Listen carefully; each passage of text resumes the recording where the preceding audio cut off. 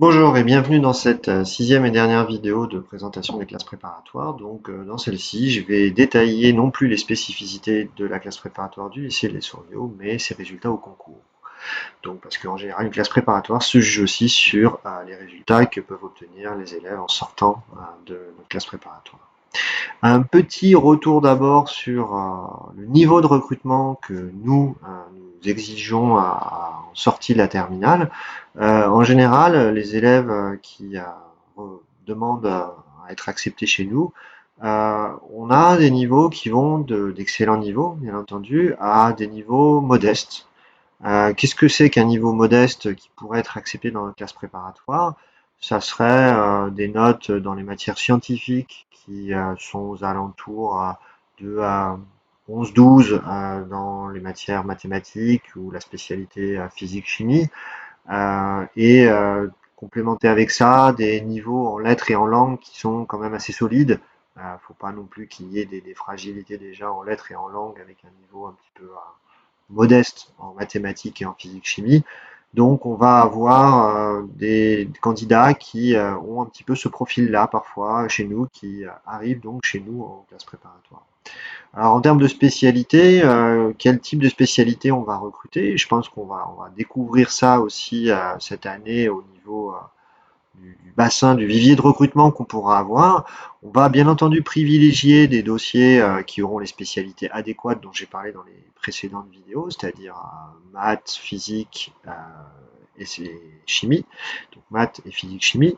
On examinera aussi des gens qui ont d'autres spécialités, par exemple maths et sciences de l'ingénieur nous paraît aussi tout à fait possible comme spécialité, comme doublette acceptable. Et les autres doublettes seront aussi examinées, mais c'est vrai qu'on va avoir tendance à se dire que est plus difficile de commencer une classe préparatoire avec des lacunes dans certaines matières plutôt que d'avoir tous les outils en main pour arriver dans une classe préparatoire où déjà le niveau est assez, le niveau et les exigences sont assez hautes. Alors, les écoles d'ingénieurs, je remets la slide que vous avez sûrement déjà vue avec un petit peu certains de nos anciens élèves qui ont intégré tous des écoles. Hein. Tous les élèves qui passent par chez nous pouvaient, en étant présents au concours, tous intégrer une école. Parfois, certains ont fait des choix de ne pas passer les concours pour poursuivre dans d'autres cursus ou de ne pas intégrer l'école obtenue. Je vous rappelle un petit peu les banques de concours qu'on avait vues dans une précédente vidéo. Vous avez donc XENS qui, dans la filière PSI, constitue un seul concours. C'est vraiment particulier. Vous avez aussi la banque Minpon, donc qui est un bon niveau, qui aussi regroupe la banque Mine Télécom, donc certaines écoles télécom.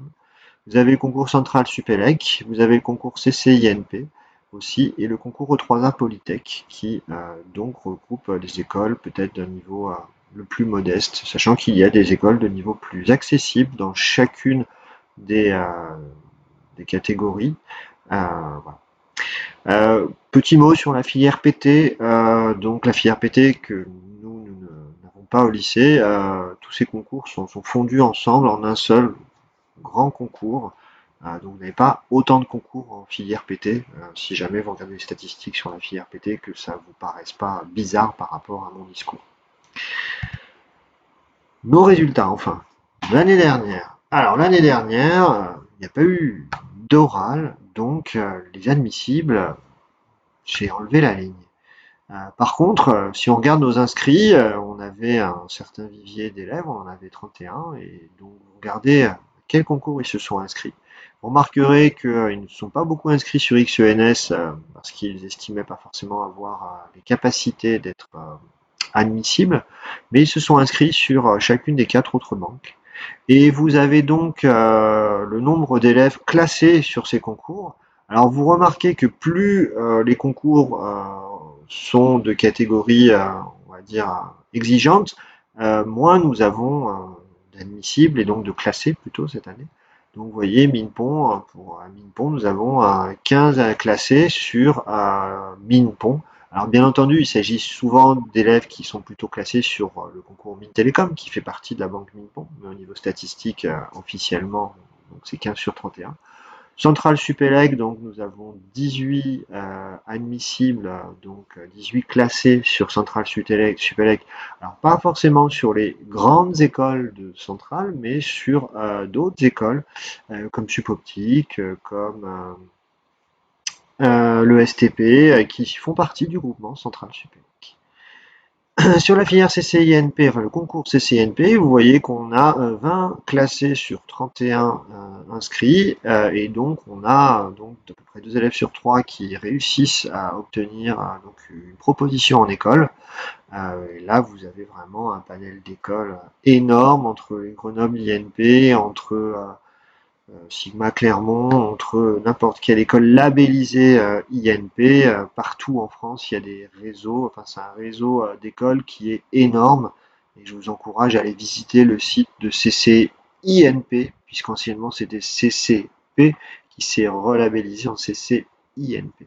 Et enfin le concours E3A, E3A Polytech, donc vous voyez que sur 31 inscrits, nous avons 30 classés, et donc la quasi-totalité des étudiants ont été admissibles. Celui qui n'a pas été admissible n'a pas passé les concours jusqu'au bout de mémoire.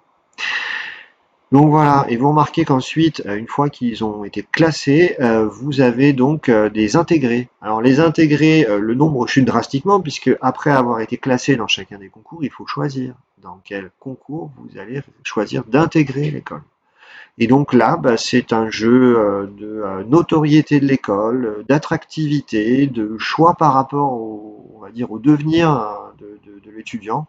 Et donc, ils choisissent d'intégrer des écoles, pas forcément toujours les plus prestigieuses en termes de nom, mais ceux qui leur paraissent comme étant le meilleur choix par rapport à leur cursus. On essaie de les conseiller dans ce sens-là.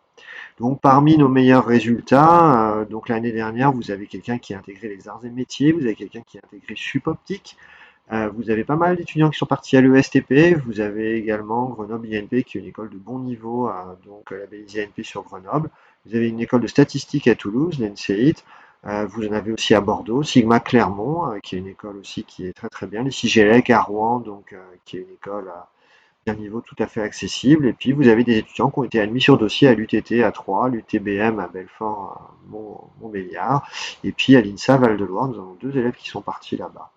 Alors les années précédentes, j'ai mis un petit peu tout ce que l'on pouvait avoir eu. D'autres personnes ont eu les arts et métiers. Une année, nous avons eu un élève admissible à Centrale Lille, enfin admis à Centrale Lille. L'Enstar Bretagne a rencontré un franc succès les années précédentes aussi. Centrale Supélec, nous avons eu 2 étudiants au final sur toutes nos promos qui ont été admissibles à Centrale Supélec. Voilà, donc il est possible d'intégrer Centrale Supélec en venant chez nous. Alors ça représente quelques unités, mais c'est le cas dans beaucoup de classes préparatoires aussi, il ne faut pas se mentir. Nous avons des élèves qui ont intégré l'ENAC en aviation civile, donc en cursus militaire et cursus fonctionnaire. Une école aussi, l'NCIE à Évry, une école d'informatique, et puis Submec à Paris, le réseau Polytech, nous avons un petit peu tout qui est représenté. Enfin, vous voyez que nos statistiques sont à peu près les mêmes d'une année sur l'autre, eh bien, vous voyez ce qui se passe en 2019. Les chiffres, alors, la ligne admissible, surtout maintenant, elle apparaît. Vous voyez que la ligne admissible, du coup, elle est remplie. Donc, les admissibles, ce sont ceux qui ont réussi à passer la barre de l'écrit. Et les classés, ce sont ceux qui ont réussi à passer la barre de l'oral et qui ont donc été classés. Alors, il y a une petite chute entre les admissibles et les classés, notamment sur Centrale Supélec ou sur Minpon. Pourquoi? C'est pas parce qu'ils n'ont pas réussi à être classés derrière les oraux, c'est qu'ils ne sont pas allés passer les oraux, ces élèves-là en général. La raison, c'est qu'en fait, ils n'ont pas réussi à être classés après les écrits, à être admissibles sur les écoles qu'ils souhaitaient avoir, donc il ne leur reste que des potentialités de classement sur des écoles qui ne les intéressent pas forcément. Donc ils ont décidé de ne pas forcément aller passer les oraux derrière. Voilà pourquoi on a une petite différence entre les admissibles aux écrits et les classés après les oraux. Voilà pourquoi il y a une petite perte. Et vous voyez les taux d'intégrabilité, donc les taux d'admission derrière, qui sont quand même assez... enfin, ils parlent d'eux-mêmes, surtout sur les concours CCAP et E3A, même sur Minpon cette année-là. Au final, on a eu beaucoup d'élèves qui sont partis sur Minpon, enfin, plus spécifiquement, le groupement Mines Télécom. Voilà, des écoles du groupement Mines Télécom. Donc en 2019, les arts et métiers, vous avez Elisae Hensma qui fait partie du groupe Super Héros, hein, donc c'était un élève qui voulait intégrer l'école de l'air et puis qui au final a réussi à avoir quelque chose du groupe Super Héros. L'ENAC civil, l'ENSTA Bretagne, cursus civil, on avait un élève qui est parti en cursus militaire avant. Et puis nous avons aussi les travaux publics, ESTP, Grenoble INP, alors il y a plusieurs Grenoble INP, il y a FELMA, il y a l'ENSICUB, il y a GI aussi, génie industriel, donc voilà, l'NCA, une école électronique à Cergy, le IVP, l'école des fonctionnaires de la ville de Paris, vous rentrez dans le cursus là-bas, vous êtes payé directement par la ville de Paris et après vous devez des années de service à cette commune, Polytech Grenoble, etc., etc. Voilà. Vous pouvez retrouver la liste exacte sur notre site PCSI, PSI aux ULIS. Pour finir donc, quelques exemples de parcours qui se sont réalisés par certains lycéens du lycée de l'Essouriau. C'est vraiment en fait notre recrutement local. Donc on a pris des exemples de parcours de lycéens du lycée de l'Essouriau avec leurs notes en terminale S à l'époque, donc TS, et à gauche, colonne de gauche, vous avez la moyenne maths plus physique-chimie, donc divisé par 2, moyenne entre les maths et la physique-chimie. Et vous avez, après la classe préparatoire, l'école qu'ils ont intégrée, et ensuite ce qu'ils font en en tant que personne sur le monde du travail, ou alors s'ils sont encore étudiants. Vous voyez que parfois ça commence à partir de 10 le recrutement, 10, 11 en maths, physique, chimie, donc les 3 premiers élèves ont intégré l'ISMANS, donc une école plutôt qui est au Mans, donc une école plutôt tournée automobile. Vous voyez maintenant quel est son travail actuel, il est chez Ingéliance, alors s'il y a encore, parce que on est dans le monde du travail, ça évolue. Vous avez un étudiant qui partit à l'NCA Cergy, donc après avoir passé par la classe préparatoire. On peut aussi intégrer l'UT de Cachan, je vous ai dit, on n'est pas forcément obligé de retourner vers une école, on peut tout à fait poursuivre en IUT derrière. Voilà, il est à l'heure actuelle encore étudiant, progressivement il va se diriger vers le milieu professionnel.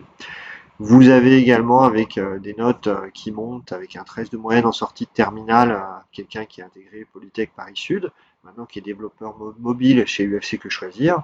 On a un autre étudiant qui a intégré Polytech Paris Sud, qui s'est distingué par un double cursus là-bas et qui maintenant est à Centrale Nantes. Voilà. Parce qu'il existe des passerelles aussi entre les écoles. On a également donc quelqu'un qui avait 15 de moyenne en terminale qui est à l'NCCube à Grenoble, qui est donc encore étudiant là-bas, a priori en dernière année, il me semble maintenant.